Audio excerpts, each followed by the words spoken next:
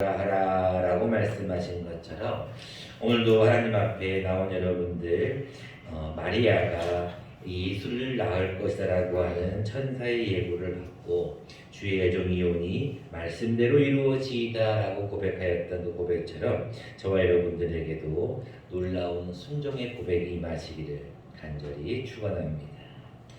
오늘은 대림절 두 번째 주일입니다. 지난주에는 대림절 첫 번째 주일로 우리가 소망의 왕으로 오신 예수님을 기다렸습니다.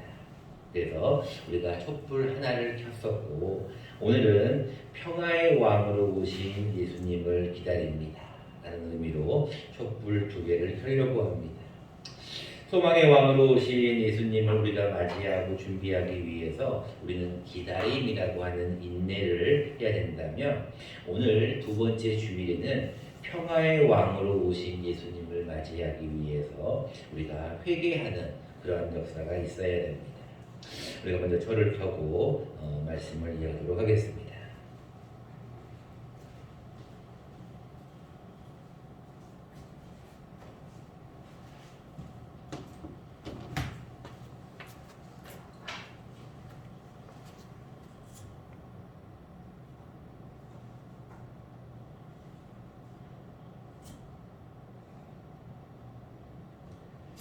초 두 개를 점하였습니다. 기도하겠습니다. 하나님 주님 감사합니다. 우리가 예수님의 탄생을 기다리는 성탄을 기다리며 대림절 주간을 보내고 있습니다. 오늘은 특별히 평화의 왕으로 오신 예수님을 맞이하기 위하여 우리가 아버지 기다리며 더불어 회개하고자 합니다.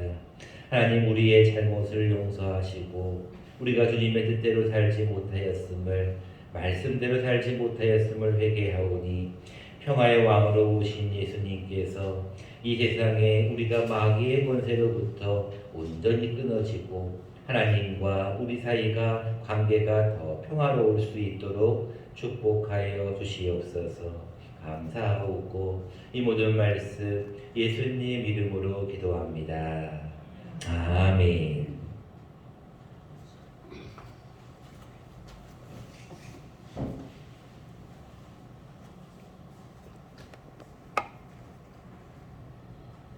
우리가 두 번째 초를 켜면서 이제 평화의 왕으로 오신 예수님을 기다려봅니다. 예수님께서 이 땅에 세상의 모든 환난과 어려움 그리고 불평과 불안에 쩔어 있는 우리 모든 사람을 위하여서 평화의 왕으로 오신 예수님을 생각하며 다시 한번 본문을 받도록 하겠습니다. 본문 여러분들이 아시다시피 가브리엘이 마리아에게 예수님의 탄생에 대한 예고를 전합니다. 그 탄생의 예고를 듣자 마리아는 바로 그 이야기를 들은 것에 대한 질문을 하게 되죠. 그 질문은 당연한 질문이죠. 남자를 알지 못하는데 한 해를 알지 못하는데 어떻게 임신이 가능합니까? 라고 얘기하였을 때 주의 성령이 너에게 임한다라고 말씀을 주셨고 그리고 그 성령에 대한 말씀과 더불어서 엘리사벳의 임신 사실도 역시 전하게 됩니다. 결국은 마리아가 엘리사벳의 집에 방문을 하게 되고 그 둘은 서로가 서로를 위로하며 드디어 하나님 앞에 서로의 귀한 고백을 하게 됩니다. 그리고 나서 본문은 마지막으로 마리아의 찬가로 이어집니다. 자, 우리 오늘 본문을 통하여서 다시 한번 기억할 것은 하나님께서 마리아를 통하여서 그의 아들, 하나님의 아들 예수 그리스도를 이 땅에 보내셨다는 사실. 중요한 것은 그 사실을 마리아가 믿음으로 받아들였을 때, 고백하였을 때 그에게는 놀라운 일이 있었다라는 내용입니다. 먼저 본문은 이렇게 시작합니다. 엘리사벳이 잉태가 6달째가 되었을 때다라고 기록하고 있습니다. 엘리사벳은 누구냐? 이 마리아의 외가 쪽 친척입니다. 근데 나이가 아주 많아요. 그래서 아이를 가질 수 없는 그런 상황임에도 불구하고 천사가 이미 예언한 대로 그는 임신을 하게 됩니다. 그것도 6째 딸이 되었으니까 이제 배가 불러오기 시작할 때쯤에 이번에는 마리아에게 가브리엘이 임하게 됩니다. 먼저 이렇게 시작합니다. 28절입니다. 그에게 들어가 이르되 은혜를 받은 자여 평안할지어다 주께서 너와 함께 하시도다라고 인사를 하죠. 여러분들도 항상 누구를 만나면 이렇게 인사를 하는 것처럼 천사도 항상 이렇게 어떤 일을 할 때 먼저 인사를 하는 것 같아요. 근데 그 인사법을 여러분들이 좀 배우시면 도움이 되죠. 뭐라고 인사를 합니까? 은혜를 받은 자여 라고 먼저 결정적인 어떤 내용의 인사를 합니다. 그러면서 평안할지어다, 이 평안이라는 말은 우리가 예수님도 많이 쓰셨던 인사법이죠. 주께서 너와 함께 하신다 라고 하는 임마누엘의 축복의 인사를 합니다. 마리아가 얼마나 놀랬겠어요. 갑자기 천사가 나타나서 그에게 너는 이미 은혜를 받았다, 평안하라, 하나님께서 너와 함께 하신다라는 인사를 들었을 때 깜짝 놀랐을 거예요. 그래서 29절에 보니까 놀라 이런 인사가 어찌함인가 라고 생각을 하였습니다. 그때 천사가 분명히 이렇게 이야기를 합니다. 너가 은혜를 받았는데 누구에게 은혜를 받았느냐? 30절에 보니까 하나님께 은혜를 받았다. 제가 여러분들에게 여러 번 말씀을 드립니다. 은혜라고 하는 것은 하나님의 선물이 전혀 가치가 없는, 받을 가치가 없는 우리에게 거둬주시는 하나님의 선물이 은혜예요. 여러분들이 하나님 앞에 은혜를 받았다. 너는 특별히 하나님께 은혜를 받았다. 그 은혜의 내용이 무엇이냐? 너가 아들을 낳을 것인데 그 아들이 이름은 예수라고 하라 라고 얘기합니다. 그 예수는 어떤 분이신가? 지극히 큰 자다, 지극히 높으신 이의 아들이다, 그가 다윗의 왕위를 이을 것이다 라고, 야곱의 집을 왕으로 다스릴 것이다, 그의 나라가 무궁할 것이다 라고 예언을 합니다. 우리도 그렇게 있잖아요. 갑자기 천사가 딱 나타나가지고 하는 말이 너가 아이를 낳는다. 그것도 처녀보고 아이를 낳는데 그 아이는 영원한 왕이시다. 그 아이는 영원히 너희를 다스릴 어떤 왕으로 오신다라고 얘기를 하면 우리는 깜짝 놀랄 것입니다. 똑같이 질문을 하겠죠. 마리아가 질문합니다. 나는 남자를 알지 못하는데 어떻게 이런 일이 있을 수 있습니까? 라는 질문에 천사는 분명히 얘기를 합니다. 성령이 내게 임하셨고 지극히 높으신 이 능력이 너를 덮으시니 이제 너는 하나님의 아들을 낳을 것이다 라고 얘기합니다. 그러면 한 가지 더 표징을 보여주는데 내가 엘리사벳도 아이를 가질 수 없는 상황임에도 불구하고 이미 임신하지 않느냐, 그런 표적을 내게 보이지 않느냐. 그러면서 천사의 주 내용은 37절입니다. 이렇게 얘기하죠. 대저 하나님의 모든 말씀은 능하지 못하심이 없다라고 천사가 딱 얘기를 하는 거예요. 그 이야기를 듣자 마리아가 놀라운 고백을 합니다. 이렇게 합니다. 주의 여종이 오니 말씀대로 내게 이루어지이다. 여러분, 이 고백이 마리아로 하여금 그의 일생을 바꾸는 고백이 되어버립니다. 주의 여종이 오니 말씀대로 내게 이루어지이다. 여러분, 나중에 뒤에 말씀이 뭐라고 나옵니까? 자기를 이렇게 고백을 해요. 48절입니다. 그의 여종의 비천함을 돌보셨습니다. 이제후로는 만세의 나를 복이 있다 일컬으리다. 여러분, 마리아가 주의 여종이라고 고백하고 말씀대로 이루어지다라고 하는 그 고백의 순간을 들으면서 이제는 그의 비천함을 하나님이 돌보셨다라고 고백을 합니다. 그리고 나서 마리아는 요셉과 그의 사실을 이야기하지 않고 바로 엘리사벳 친족에게로 향하게 됩니다. 가서 거기서 3달 동안을 함께 있습니다. 그때 이 엘리사벳과 마리아가 어떤 일이 있었는지는 39절부터 자세히 45절까지 기록합니다. 서로가 무난하고 위로를 받았으며 가장 중요한 것은 엘리사벳이 이렇게 얘기합니다. 성령의 충만함을 받아서 42절입니다. 큰 소리로 불러 이르되 여자 중에 내가 복이 있으며 내 태중에 아이도 복이 있다라고 고백을 해요. 이 엘리사벳의 고백을 들은 이 마리아, 그리고 더 나아가서는 엘리사벳이 이렇게도 얘기합니다. 43절입니다. 내 주의 어머니, 여러분이 놀라운 고백이에요.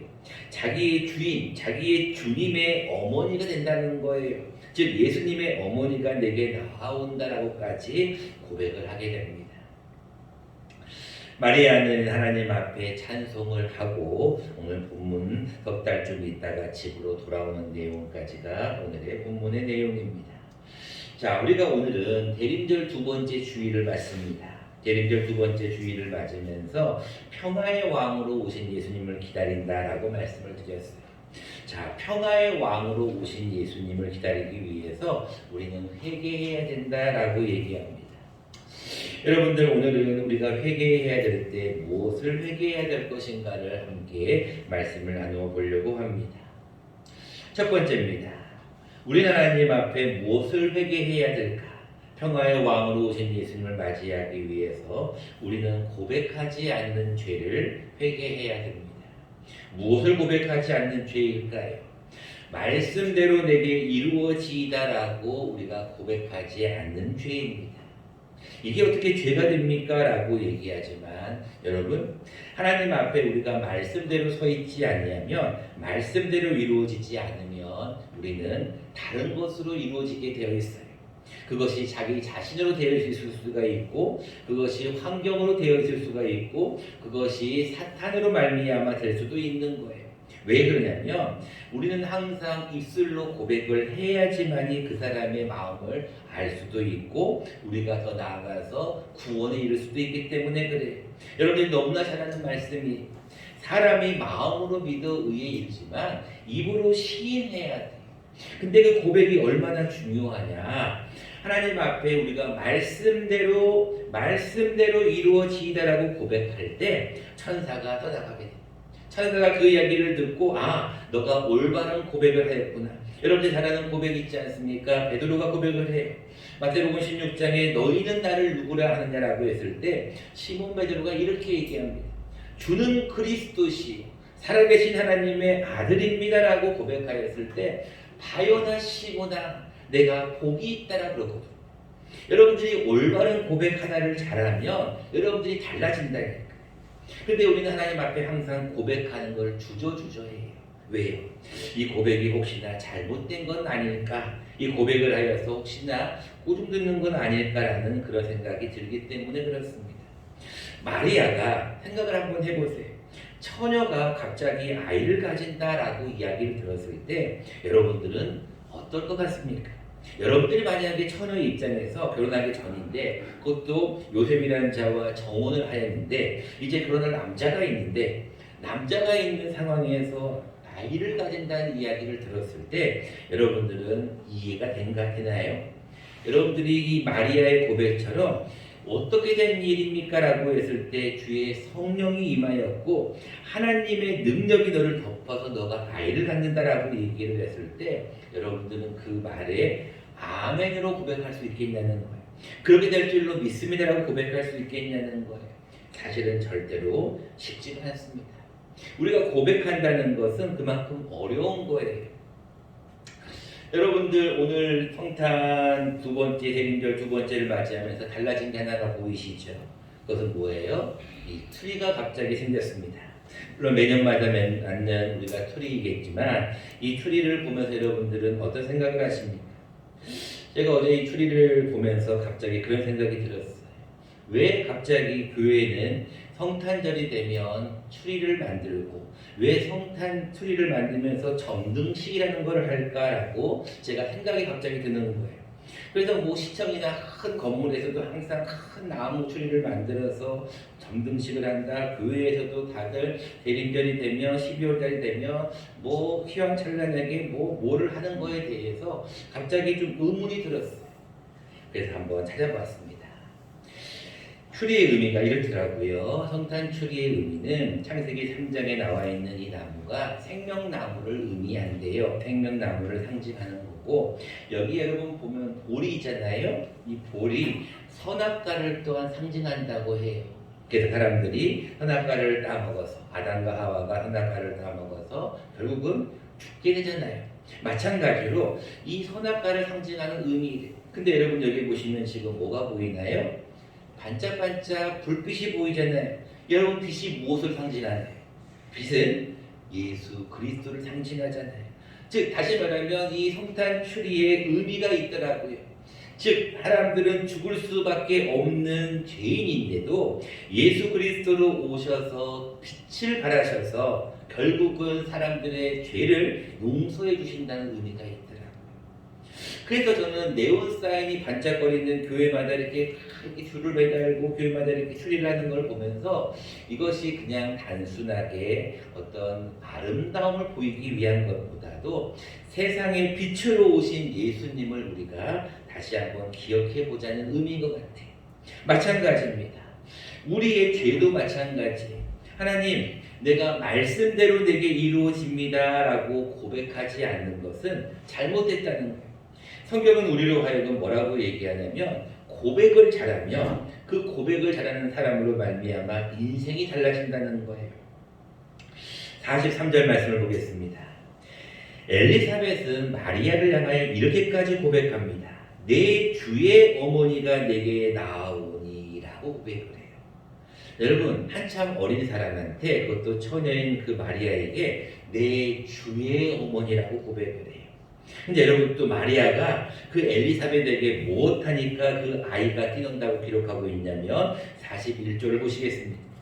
엘리사벳이 마리아가 무난함을 들음에 뭔 얘기예요? 마리아가 엘리사벳에게 무난 인사를 했다는 거예요. 그 이야기를 들었을 때 아이가 복중에서 뛰논다는 거예요. 똑같은 말씀이 또 나옵니다. 44절입니다. 보라, 내 무난하는 소리가 내 귀에 들릴 때에 아이가 내 복중에서 기쁨으로 뛰노라. 여러분들, 하나님 앞에 여러분들 자녀도 마찬가지고 여러분들 어른도 마찬가지입니다. 여러분들이 올바른 고백을 하면 여러분들이 얼마나 그것이 감사한지. 우리 세상 말도 그런 말이 있잖아요. 말 한마디로 뭐를 갚는다고요? 천냥빚을 갚는 게 결국은 사람의 고백이거든요. 근데 그 고백이 올바른 고백이 필요하다는 거예요. 야고보는 이렇게 얘기합니다. 너희 가운데 고난당하는 자가 있느냐? 그는 기도할 것이라. 너희 중에 즐거워하는 자가 있느냐? 그는 찬송할 것이라. 너희 중에 병든 자가 있느냐? 너희는 교회의 장로들을 초청하라. 그들은 그를 위하여 기름을 바르며 기도할 것이다. 믿음의 기도는 병든 자를 구원한다. 그런데 그 다음에 보면은 주께서 일으키신다는 말씀 다음에 너희가 죄를 범하였을지라도 사심을 받는다는 거예요. 여러분, 고백이 그만큼 중요한 거예요. 그러면서 야고보서는 우리에게 그러므로 너희가 해야 할 일이 무엇인 것을 우리에게 정확하게 말씀하십니다. 자막을 보면서 같이 한번 읽어보도록 하겠습니다. 시작. 그러므로 너희 죄를 서로 고백하며 병이 낫기를 위하여 서로 기도하라. 의인의 간구는 역사하는 힘이 큼이니라. 아멘. 여러분들 분명히 말씀하고 있어요. 야고보 기자는 그러므로 너희가 해야 할 것이 있는데 너희가 너희 죄를 서로 고백하라는 거예요. 여러분들, 하나님 앞에 내가 말씀이 내게 이루어지이다, 말씀대로 이루어집니다라고 고백하는 일이 없으면 안 된다는 거예요. 그것이 여러분들 가정에도 그렇고 교회도 그렇고 나라도 마찬가지예요. 여러분들 대화가 잘 되는 가정, 대화가 잘 되는 사이, 그리고 대화가 잘 되는 그런 단체에서의 분위기는 달라지잖아요. 근데 여러분, 하나님 앞에 우리가 서로 고백해야 될 것은 하나님, 내가 잘못했습니다. 내가 하나님 뜻대로 살지 못했습니다라고 서로 고백하는 부분이 필요하다는 거예요. 병이 낫기를 위해서도 서로 기도해 주라는 거예요. 혼자 기도하는 것이 아니라 서로가 서로를 위해 기도하라는 거예요. 그게 의인의 간구라는 것이고 그 간구가 역사하는 힘이 크다는 거예요. 여러분들이 지난번에 들었던 말씀입니다. 확신 시리즈에서 죄사함의 확신에 대한 말씀을 여러분들이 외우고 있잖아요. 제가 여러분들에게 119 외우느라고 그랬잖아요. 요한일서 1장 9절 말씀 외우면 얼마나 큰 힘이 되는지 몰라요. 만일 우리가 우리 죄를 자백하면이, 여러분, 하나님 앞에 잘못하는 것이 있을 때 우리가 하나님 앞에 고백을 해야 돼요. 그냥 속으로 하나님 아시겠지. 아니, 제가 잘못된 것이 있으면 고백을 해야 돼. 마리아도 마찬가지. 마음에 꽁 하고 있다가 뭐 그냥 지나가는 천사가 한번 잘못 전달됐겠지라고 그냥 넘어갔더라면 역사가 일어나지 않았을 거예요. 근데 천사가 나갈 수 있었던 가장 근본적인 거에는 마리아의 올바른 고백이 있었어요. 무슨 고백입니까? 주의 여종이오니 말씀대로 내게 이루어지이다라는 놀라운 고백을 해요. 주님의 여종이라고 그래요. 그러면서 말씀대로 내게 이루어지이다라는 놀라운 고백을 하였을 때 하나님은 마리아를 통하여서 하나님의 계획을 실행하신다는 것입니다. 그래서 여러분들 이제 하나님 앞에 나아갈 때는 항상 입을 벌려서 입술을 벌려서 작은 소리라도 고백을 하셔야 됩니다.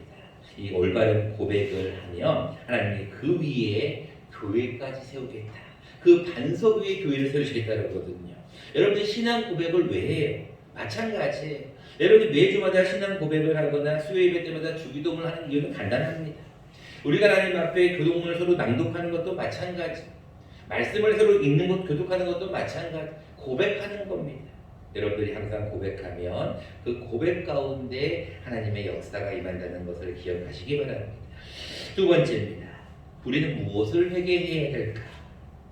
평화의 왕으로 오신 예수님을 위해 맞이하기 위해서 우리는 무엇을 회개해야 될까? 우리는 믿음이 없음을 회개해야 됩니다. 우리가 무엇이 믿음이 없는 것인가? 45절 말씀을 보겠습니다. 주께서 하신 말씀이 반드시 이루어지리라고 믿은 그 여자에게 복이 있도다라고 엘리사벳이 이야기를 해요. 여러분 마리아는 무엇을 했냐면 주의 여종이오니 말씀대로 내게 이루어지이다라고 고백을 했어요. 근데 그 고백을 엘리사벳은 뭐라고 얘기합니까? 45절에 주께서 하신 말씀이 반드시 이루어지리라고 뭐한 그 여자에게 믿은 여자예요. 여러분들이 고백을 할 수도 있어요. 근데 그 고백이 때로는 또 그냥 잊어버릴 수도 있고 그 고백이 또 번복을 해서 그때 내가 실언을 했나 보네, 허언을 했나 보네라고 잘못 고백을 했다고 인정할 수도 있어요. 그런데 더 중요한 것은 그 고백대로 즉 말씀대로 이루어질 것이라고 믿는 그 여자에게 복이 있다. 우리가 평화의 왕으로 오신 예수님을 맞이하기 위해 준비합니다. 그런데 이 평화의 왕으로 오신 예수님을 우리가 정말로 믿느냐라는 거예요. 여러분들 예수님께서 이 땅에 오신 이유는 제가 말씀을 드렸죠. 한 가지. 우리의 구원 문제. 여러분 현수막에 여러분 지금 계속 보시잖아요. 현수막에 뭐라고 적혀 있습니까? 아이를 낳으리니 그 이름을 예수라 하라. 똑같은 말씀이죠. 근데 그 다음 뭐라고 나와 있어요? 이는 자기 백성을 그들의 죄에서 구원할 자. 예수님이 오신 이유는 한 가지. 여러분들을 구원하기 위해서. 여러분들이 이것을 믿느냐는 거예요. 많은 사람들은 이렇게 생각합니다. 12월 25일, 올해는 토요일인데 12월 25일은 쉬는 날, 12월 25일은 연말 모임을 갖는 날, 12월 25일은 선물을 주고받는 날, 12월 25일은 회식하는 날, 이렇게 여러분들이 인식을 하고 있다면 성탄의 의미를 잘못 알고 있는 거예요. 성탄의 의미는 구원하러 오신 예수님께 우리가 경배하는 날이 성탄이잖아요. 마찬가지. 우리가 마리아가 주의 말씀대로 내게 이루어지다라고 믿는 그 믿음을 예수님은 복이 있다라고 칭찬하시는 거예요. 여러분 믿음이 얼마나 중요합니까? 여러분들은 믿음의 삶을 살고 있습니까? 하박국서는 이렇게 얘기합니다. 우리가 믿음으로 말미암아 살아야 된다라고 고백을 합니다. 우리가 자막을 보면서 같이 한번 읽어보도록 하겠습니다. 시작. 보라, 그의 마음은 교만하며 그 속에서 정직하지 못하나 의인은 그의 믿음으로 말미암아 살리라. 아멘. 여러분들이 마음이 얼마나 교만한지, 여러분들의 마음이 얼마나 정직하지 못한지를 하박국서는 이렇게 얘기를 하면서 의인은 그렇게 살아서는 안 된다. 그러면서 의인은 어떻게 살아야 하느냐? 의인은 무엇으로 말미암아 산다고요? 믿음으로 말미암아. 여러분, 마리아가, 저는 정말로 놀라운 것은 마리아가 하나님 앞에 고백한 것도 놀랍고 엘리사벳이 그 마리아의 믿음을 칭찬한 것도 놀랍지만, 저는 더 놀라운 것을 46절부터 55절까지로 봐요. 그래서 오늘 본문을 45절로 끊으려다가 더 넣었어요. 이유는 간단합니다. 여러분들, 마리아의 입장에서 보면 있을 수 없는 일이 들었을 때, 있을 수 없는 이야기를 들었을 때, 엘리사벳에게 가서 서로의 이야기를 들었을 때 그 다음에 그의 행동이에요. 그가 하나님 앞에 무엇을 합니까? 46절입니다. 내 영혼이 주를 찬양하며 내 마음이 하나님 내 구주를 기뻐한다라는 고백을 해요. 여러분, 이게 믿음이 없으면 이런 고백이 나올 수가 없잖아요. 어떻게 처녀가 아이를 낳는다는데, 늙은 어떤 여인이 지금 아이를 6개월째 지금 임신하고 있는데 그 상황에서 어떻게 하나님을 찬양하고 하나님을 기뻐할 수가 있냐는 거예요. 그것은 그에게 무엇이 있었기 때문이냐면 믿음이 있었기 때문이에요. 여러분들, 창세기에 보면 믿음의 조상이 누구라고 아십니까? 다 아는 아브라함이.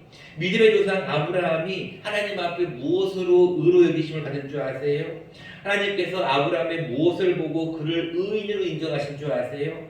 그가 하나님 앞에 이삭을 바쳤기 때문에, 그가 하나님 앞에 어떤 본도 친척 아비 집을 떠났기 때문에, 그것도 있지만 더 중요한 것이 있어요.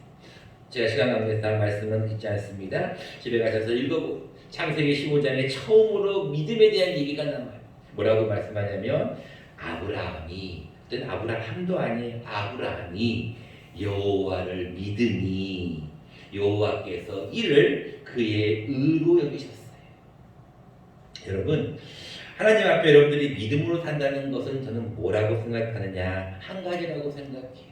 믿음으로 산다는 것은 있을 수 없는, 이루어질 수 없는 상황에서 순종하는 것이 믿음이에요. 여러분, 가능한 거, 그럴 수도 있다라고 생각하는 것이 믿음이 아니라, 있을 수 없는 상황, 도저히 그것이 안 될 것 같은 상황에서도 하나님을 찬양하고 구주를 기뻐하는 그 삶을 하나님은 믿음으로 여기시더라고요. 말씀을 읽고자 합니다. 우리는 이번 주간 특별히 초를 보면서 다시 한번 생각을 해보아야 됩니다. 오미크론이라는 어떤 큰 변이 바이러스로 인하여서 지금 교회가 욕을 얻어먹고 있습니다.